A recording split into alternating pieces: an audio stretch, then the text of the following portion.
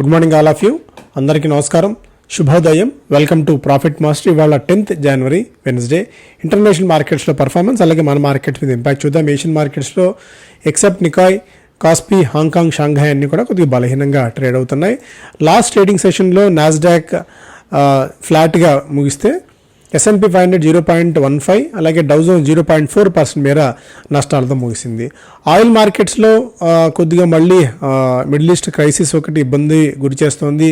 $78 దగ్గర Brent crude trade అవుతుంది. But mostly $75 to $80 మధ్య చాలా కాలం నుంచి క్రూడ్ ఆయిల్ హోవర్ అవుతూ వస్తుంది. గోల్డ్ పరంగా చూస్తేనేమో గోల్డ్ $2,037 దగ్గర ట్రేడ్ అవుతుంది, ఒక 1/4% మేర లాభాలతో. క్రిప్టోలో బిట్ కాయిన్ ఒక 2% నష్టపోయింది.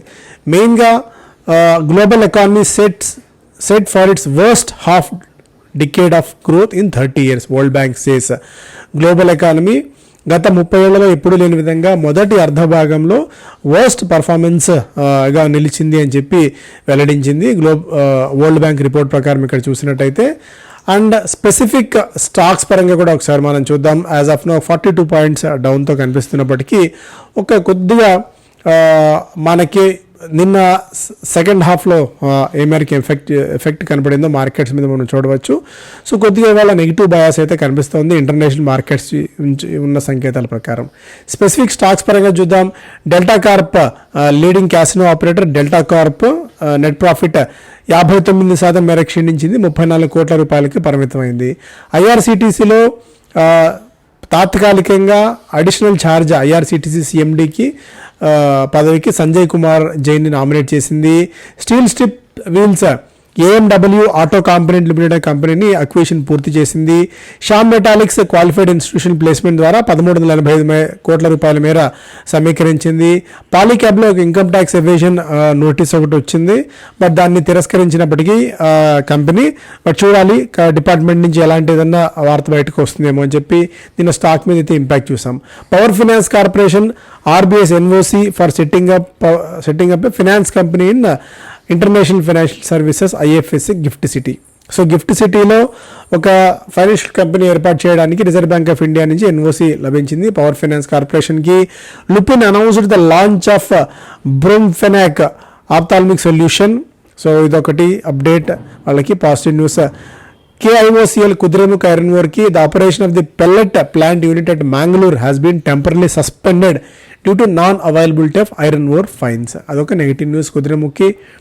Mahindra & Mahindra has expanded its collaboration with Mobileye to explore next-gen advanced driving technology. So, ఇవి మేజర్ న్యూస్ స్టాక్స్ పరంగా. ఎకనామిక్ టైమ్స్ ఫస్ట్ పేజ్లో status check, update on national pension system likely in budget. Group looking at tweaks but not in favour of going back to old pension scheme. So Starbucks has its coffee strategy for India down at 8 plan afoot to charge up highways for e-mobility. ఇంకొక major న్యూస్గా ఇక్కడ చెప్పుకోవచ్చు. Bid to support deployment of electric buses.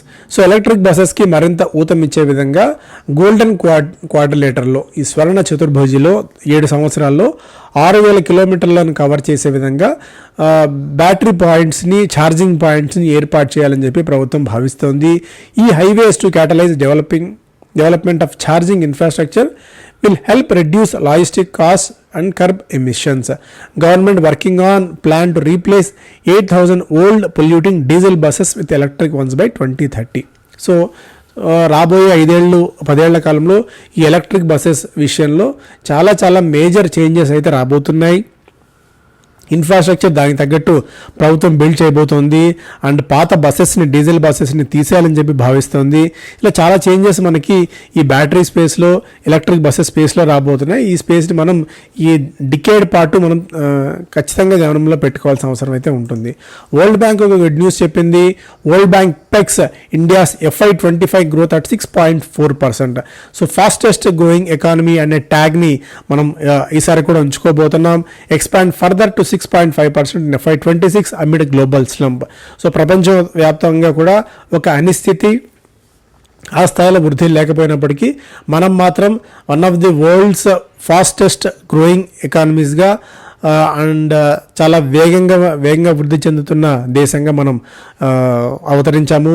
ప్రపంచం అంతా కూడా 2025లో 2.7% మేర వృద్ధిని నమోదు చేస్తే మనం 6.5% వృద్ధిని నమోదు చేస్తాం. అడ్వాన్స్డ్ ఎకానమీస్ అన్నీ కూడా 1.6% మేర 2025లో వృద్ధిని నమోదు చేస్తే మనం దానికంటే 5 రెట్లు దాదాపుగా మనం వృద్ధిని నమోదు చేయబోతున్నాం. సో అటు యుఎస్ అయినా చైనా అయినా దేన్నైనా తోసిరాజుని మనం ముందుకు వెళ్తున్న ఈ తరుణంలో ఈ అడ్వాంటేజ్ని మనం తీసుకోవాలి. అటు investments, strong investments and services push, అటు ఇన్వెస్ట్మెంట్స్ వస్తున్నాయి, సర్వీసెస్ ఎకానమీ గ్రో అవుతుంది, అన్ని బ్లూమీ పిక్చర్ మనకు కనిపిస్తుంది. కాకపోతే మనం చేయాల్సిందంతా రైట్ స్టాక్స్లో, క్వాలిటీ స్టాక్స్లో ఉండడం ఒకటే మనం చేయాల్సిన పని. మనం ఏ తప్పులు చేయాల్సిన పని ఏం లేదు. తప్పులు మనం మంచి వెల్త్ క్రియేట్ చేయాలంటే నెక్స్ట్ డికేడ్ అంతా మందే.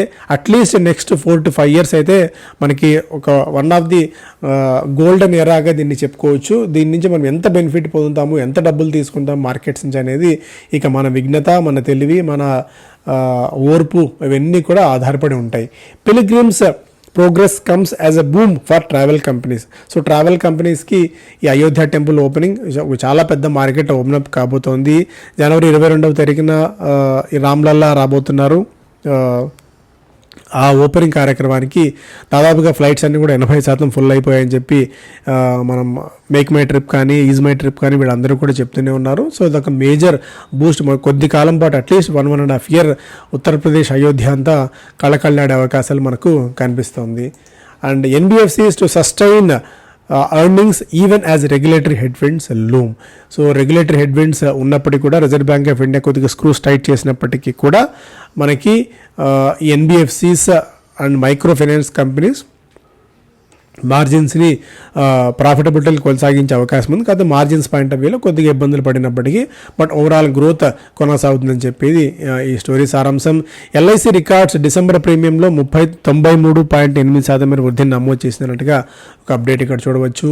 Polycab tumbles and tax evasion report stock 9% మేర క్షీణించింది. 200 కోట్ల రూపాయల మేర పన్ను ఎగవేతకు కంపెనీ పాల్పడ్డారన్న ఒక న్యూస్ రిపోర్ట్స్ కారణంగా స్టాక్లో అయితే చాలా స్ట్రాంగ్ ఎఫెక్ట్ అయితే కనిపించింది.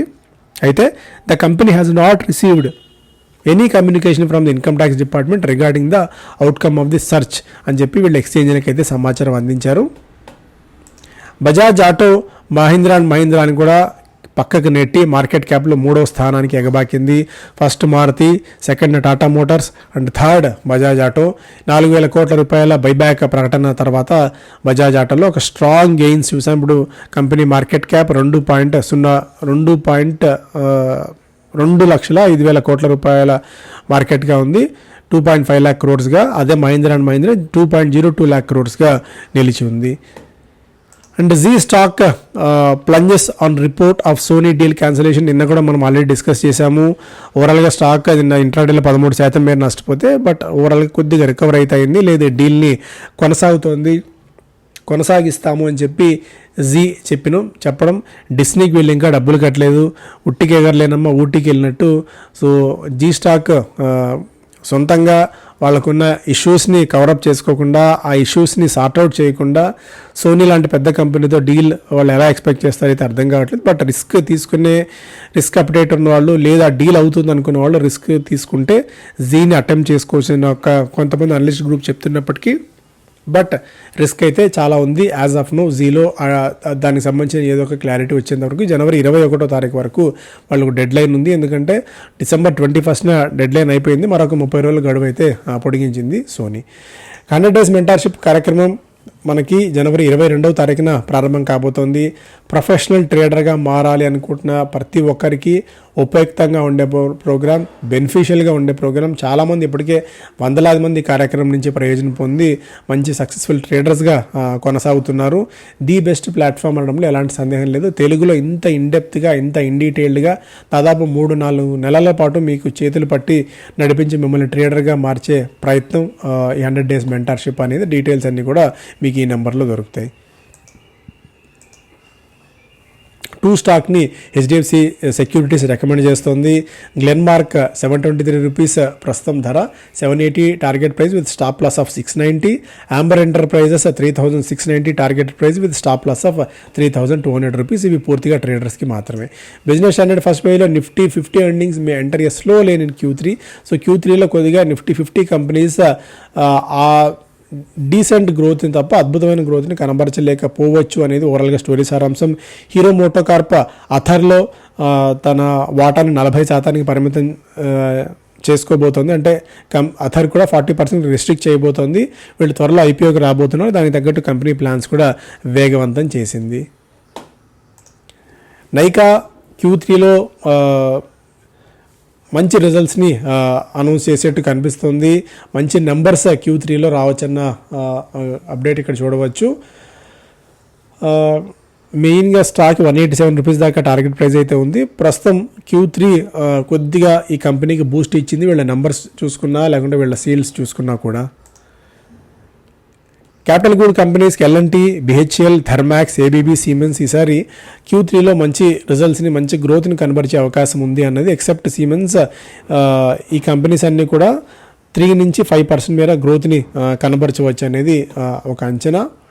అండ్ ఇండిగో ప్రపంచంలోనే గత 4 ఏళ్ల కాలంలో ప్యాసింజర్ సీట్ గ్రోత్లో సెకండ్ బెస్ట్ కంపెనీగా నిలిచింది. స్పిరిట్ ఫస్ట్ ప్లేస్లో ఉండగా ఇండిగో 29.37% గ్రోత్ రేట్తో సెకండ్ ప్లేస్లో నిలిచింది.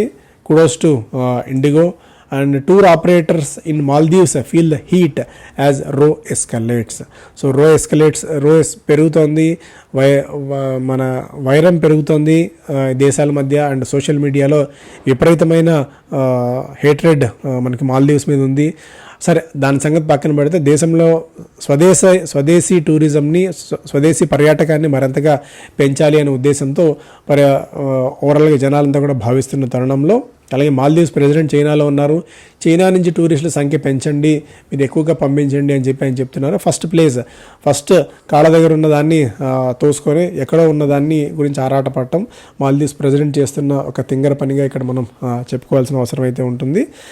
So, you major updates. Thank you so much. Have a great day.